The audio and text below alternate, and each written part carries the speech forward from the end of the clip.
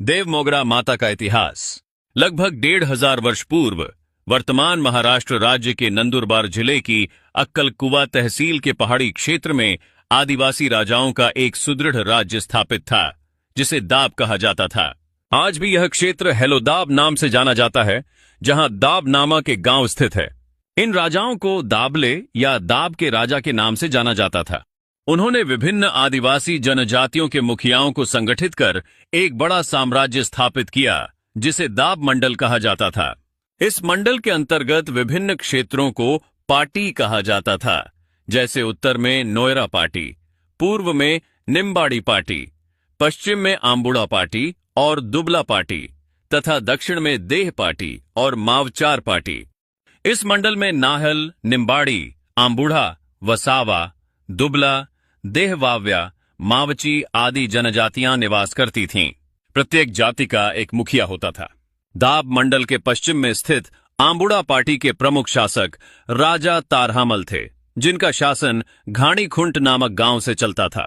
इस क्षेत्र को घाणीखुंट का राज्य कहा जाता था। उनकी रानी का नाम उमरावाणु था और उनके पुत्र का नाम राजा पांठा था। वह शस्त्र विद्या में निपुण, बलवान एवं प्रजाहितैषी शासक थे।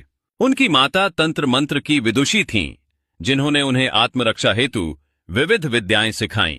राजा पांठा की 9 रानियां थीं। पटरानी देवरूपन राजा कुठारिया की पुत्री थीं।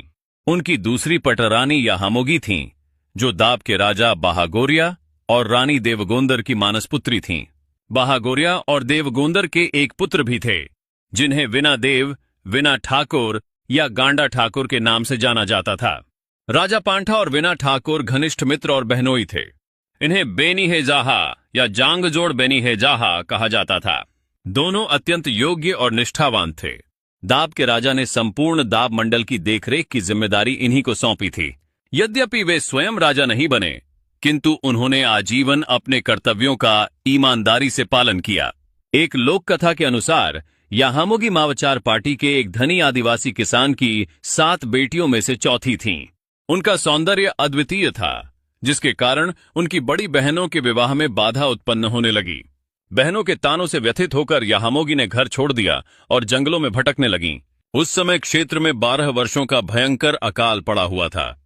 जंगल में मरणासन्न अवस्था में एक वृक्ष के नीचे पड़ी याहामोगी को शिकार पर निकले राजा बाहागोरिया ने देखा और उन्हें अपने घर ले आए। उन्होंने याहामोगी को अपनी पुत्री के समान पाला।